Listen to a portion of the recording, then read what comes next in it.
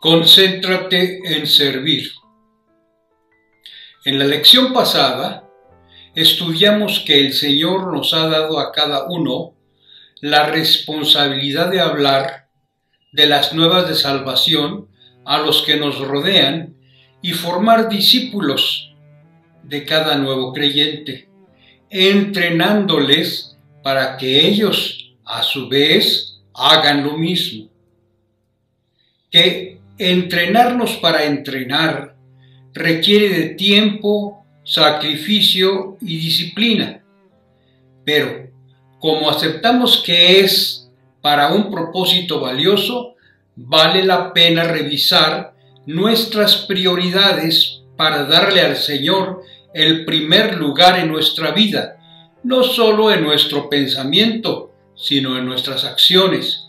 Y ese es el tema de esta clase. Concéntrate en servir. Por lo cual, teniendo nosotros este ministerio según la misericordia que hemos recibido, no desmayemos. Esta clase la desarrollaremos primero con una introducción. Después revisaremos que nuestro propósito es claro, prioritario y requiere disciplina. Introducción. Muchas personas dicen que pueden hacer muchas cosas al mismo tiempo.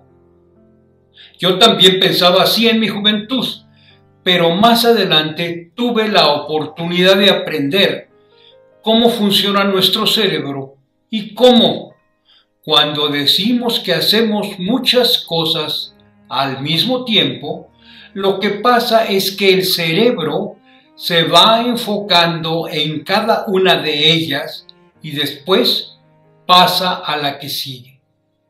Cuando son demasiadas, el cerebro pierde tiempo buscando en dónde se quedó la última vez que se conectó, antes de atender el siguiente objeto. Por ello, los neurólogos explican que si se concentran las actividades y se termina una antes de principiar otra, nuestro rendimiento será mejor, aunque tenemos la oportunidad de usar los tiempos muertos.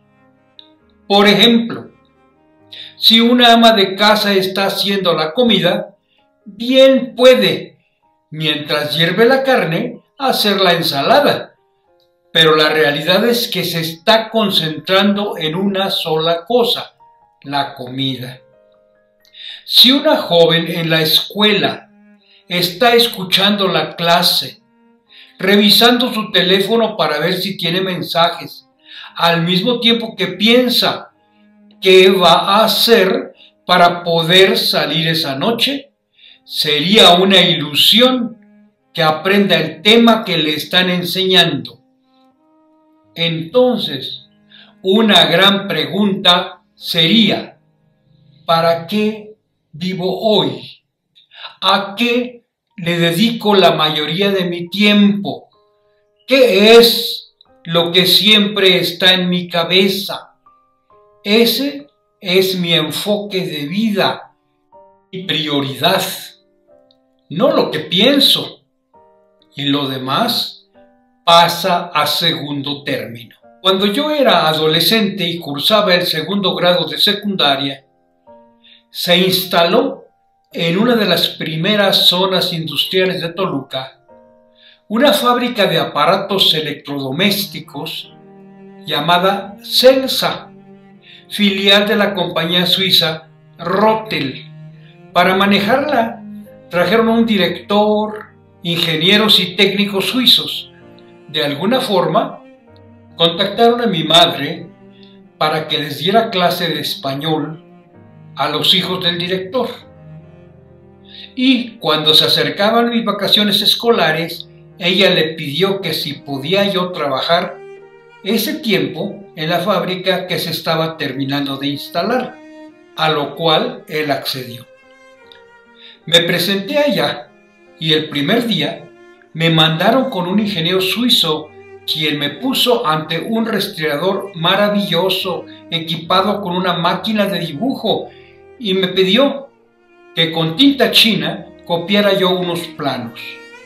Debo confesar que el señor no me dotó de habilidades manuales, así que aunque lo intentaba, sabía que mis trazos no eran satisfactorios.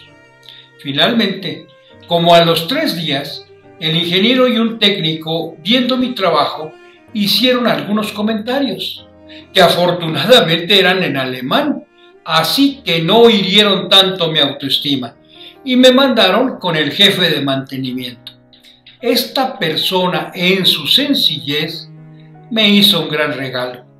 Me llevó a la nave, que era de un gran tamaño, y me preguntó si sabía yo barrer.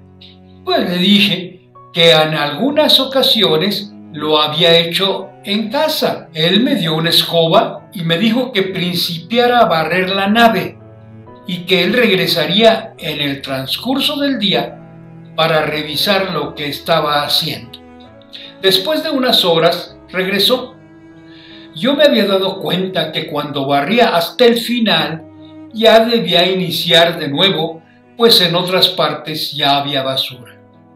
Y en lo general, aunque creía haber hecho un buen trabajo, él, como buen entrenador, principió por preguntarme que si sabía yo cuál era mi responsabilidad, a lo que yo le contesté que sí, que era barrer toda la nave. Él comentó que esa era mi tarea, pero que mi propósito, o sea, la causa para la que estaba ahí, era diferente. Que yo era responsable de que la nave estuviera limpia, que no era lo mismo. Así que de ahí en adelante me ocupé de limpiar de inmediato aquello que se hubiera ensuciado. Él me dio un gran regalo. Aprendí que lo primero que uno tiene que saber es para qué está uno aquí. Más adelante, una amiga platicó la misma lección cuando a su hijo de 10 años, que andaba jugando descalzo en su casa, le dijo: «Ponte las pantuflas». Y él contestó: «Ya las busqué, pero no las encontré». Y siguió jugando. Ella lo llamó y le preguntó: «¿Qué te dije?». Respondiendo él: «Pero si ya las busqué y no las encuentro». Por lo que ella le volvió a preguntar: «¿Qué es lo que quiero?». Él, con una sabiduría que ojalá tuviéramos todos, le dijo: «Ah, ya entendí. Tú no quieres que las busque, ni siquiera que las encuentre. Quieres que me las ponga». Igual es con el Señor. Cada creyente debe entender la responsabilidad que el Señor le ha dejado. Somos administradores del Evangelio y dice su palabra: se requiere de los administradores que cada uno sea hallado fiel.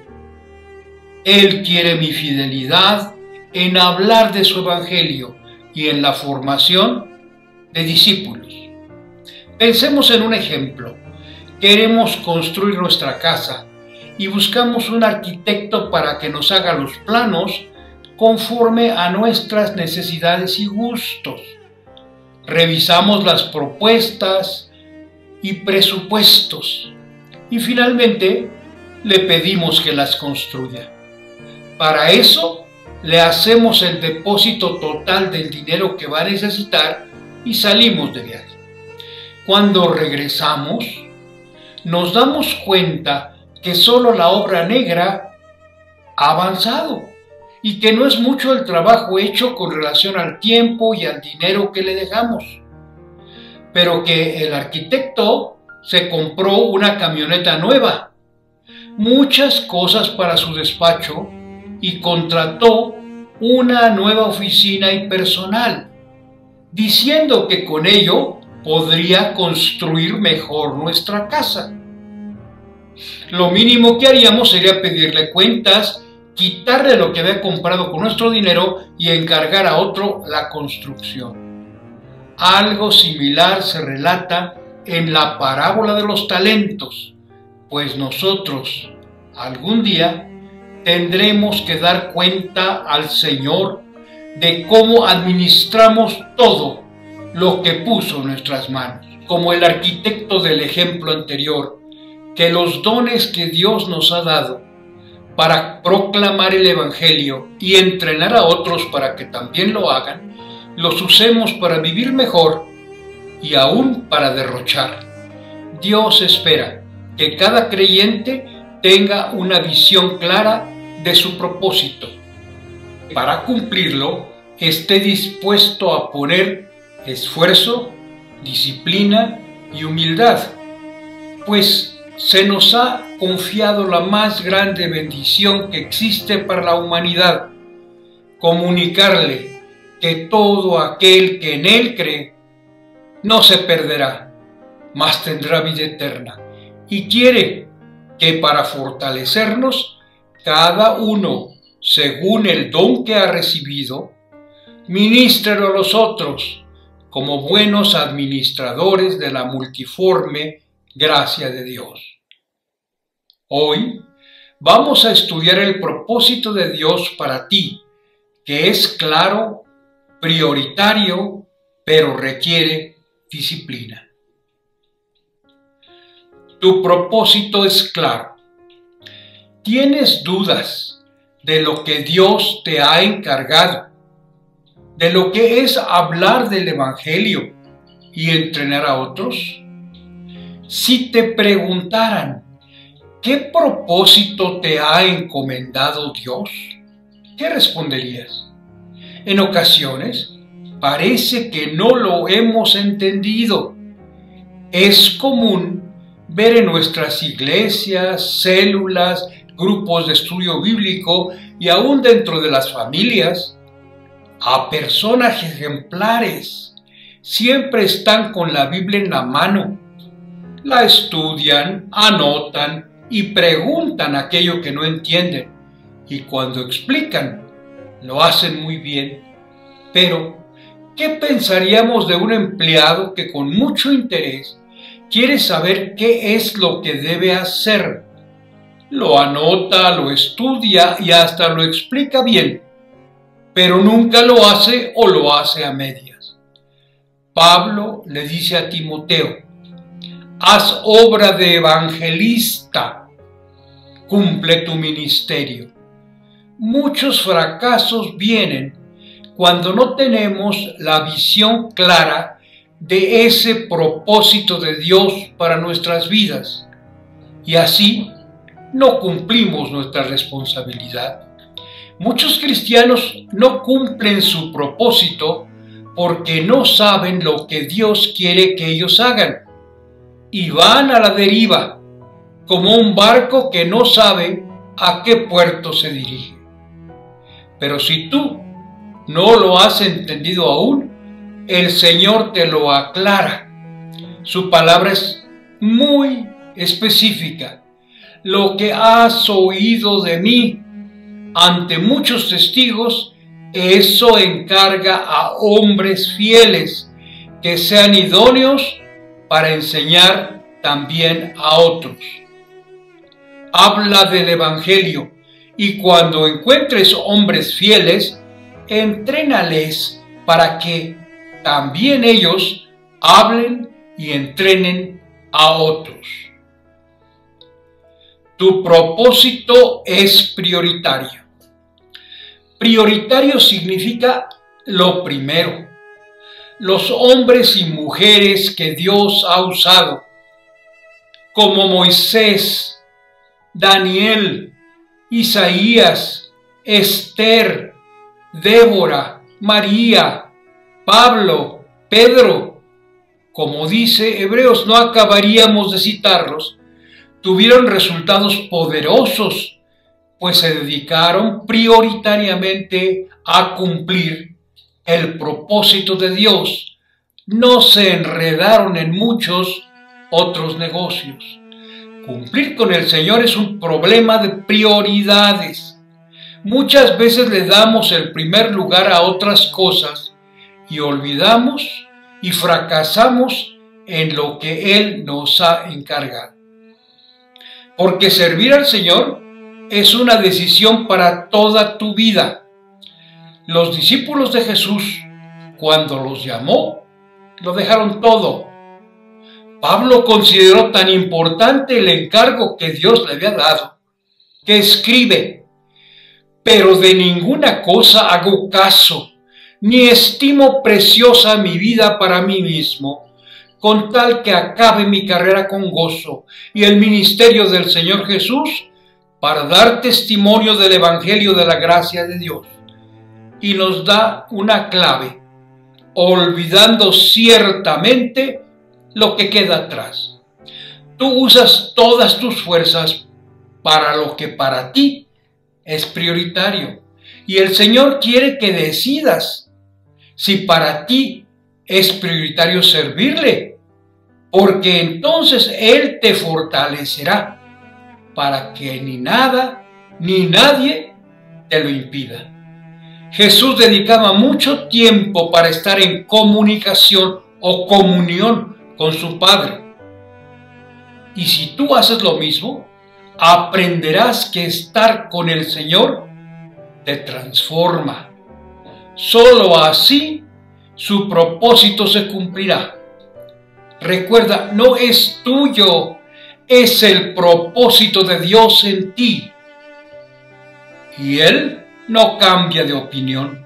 Si tú te mantienes fiel, tendrás frutos, porque dice el salmista: Jehová cumplirá su propósito en mí. Pero necesitamos de su fortaleza. Por eso Jesús dedicaba tanto tiempo a la comunión con el Padre. Ella nos transforma y corrige paso a paso. Nadie que pase tiempo con Dios seguirá siendo el mismo.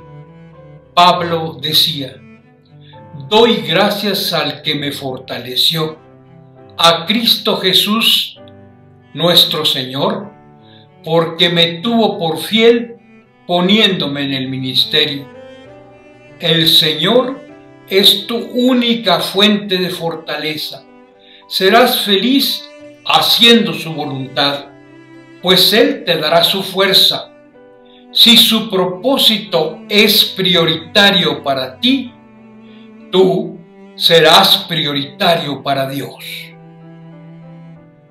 Su propósito requiere disciplina. La disciplina es una bendición. A veces pensamos en la disciplina como el castigo, como una venganza porque nos portamos mal. Pero no es así.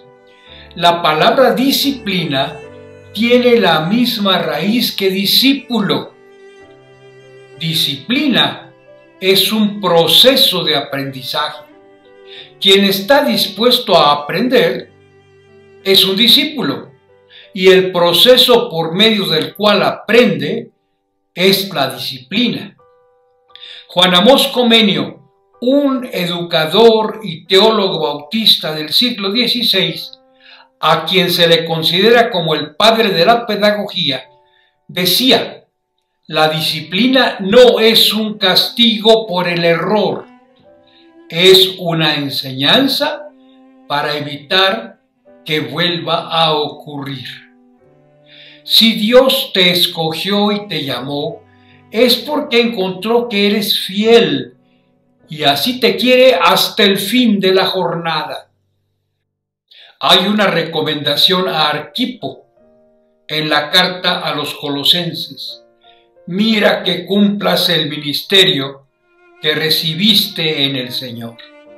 Él quiere que sigas fiel en la administración de aquellos talentos y dones que un día te entregó para su servicio, y que lo hagas con entrega y disciplina.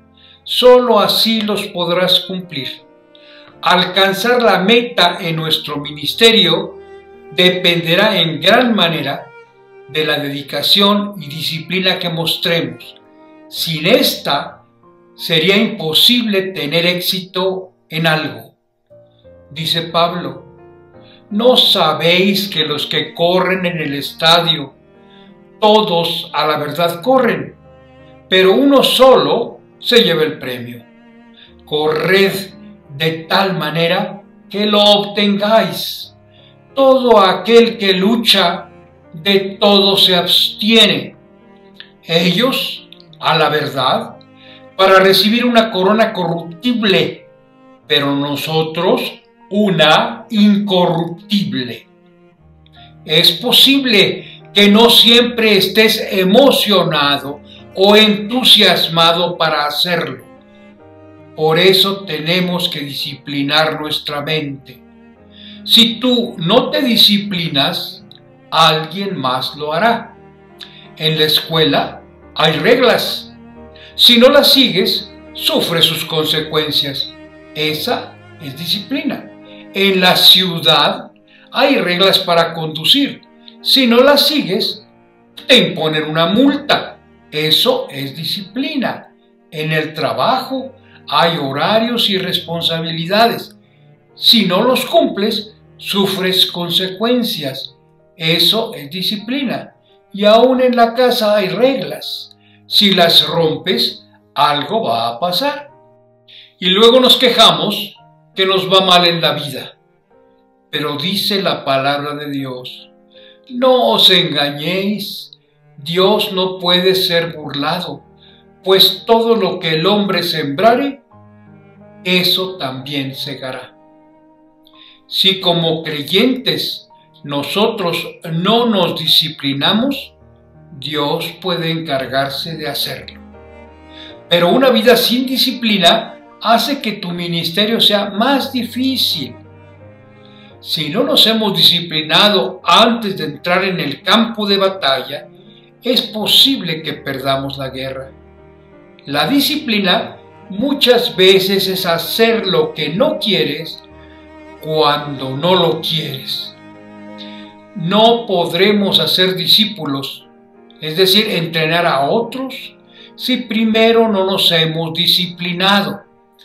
Un discípulo es una persona que ha sido entrenado por la disciplina del Señor y corre con paciencia la carrera que Él le ha propuesto.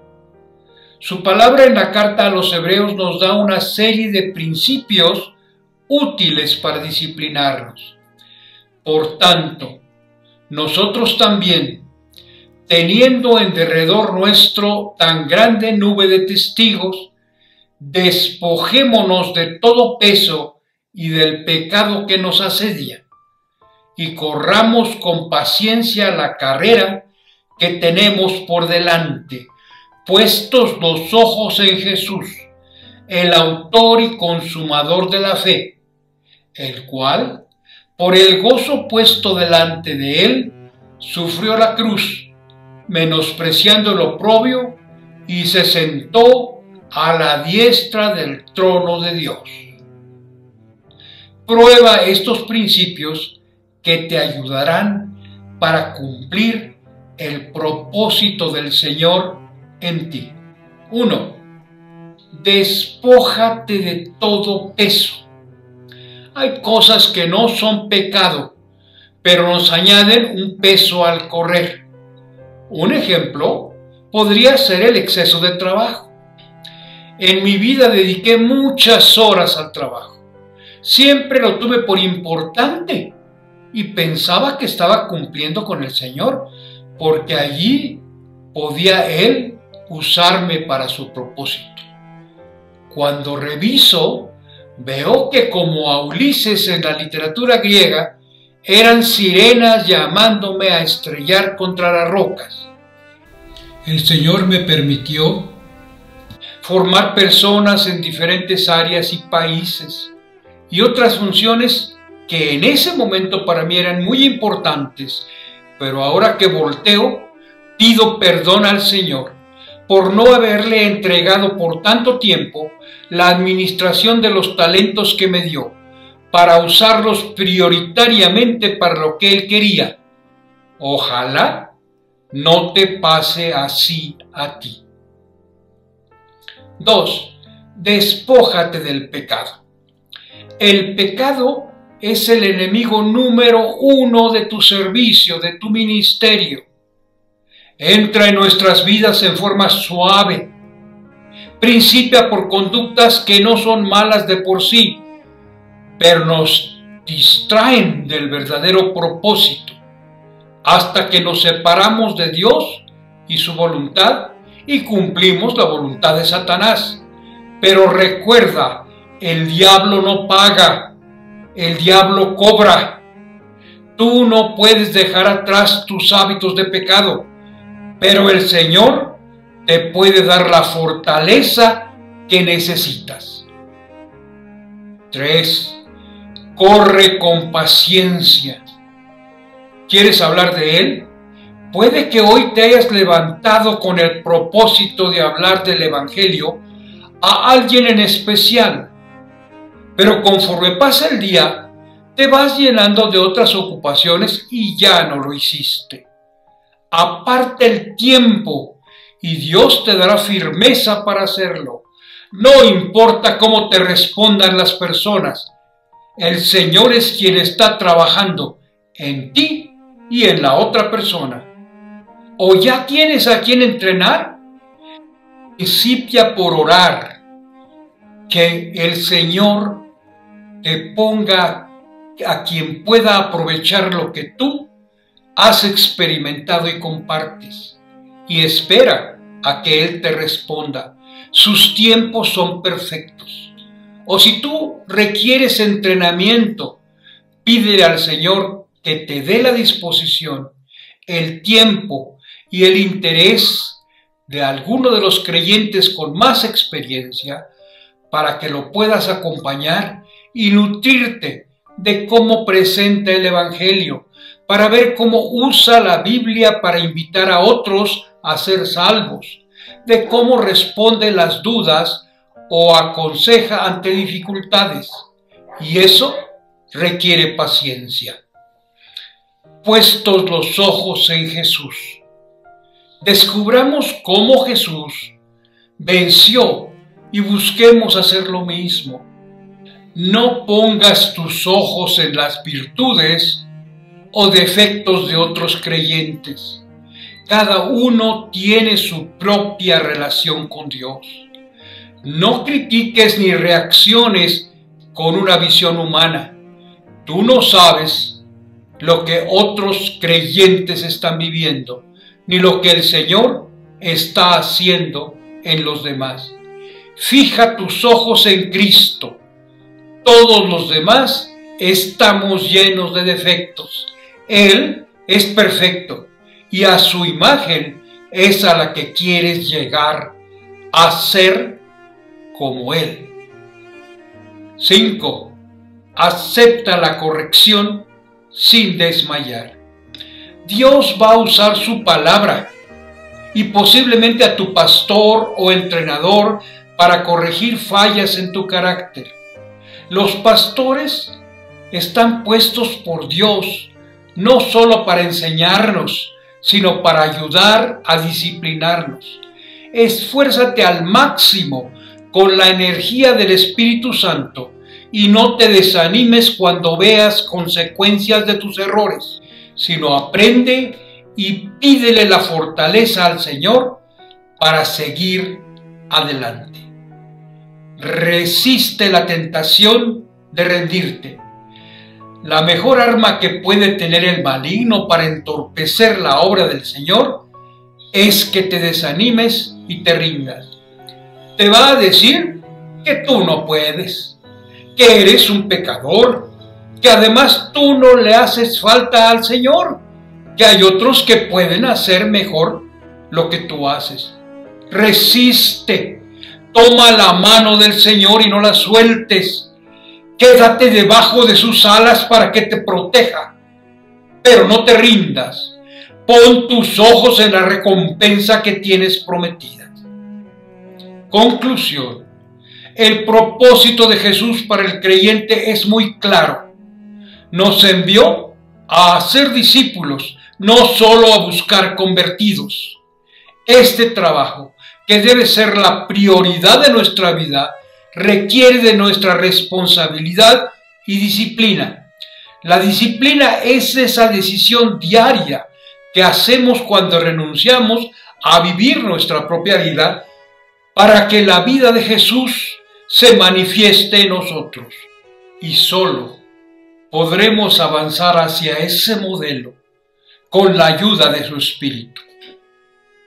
Nuestra siguiente lección será sobre el carácter que requiere el cristiano para servir a Dios según su propósito.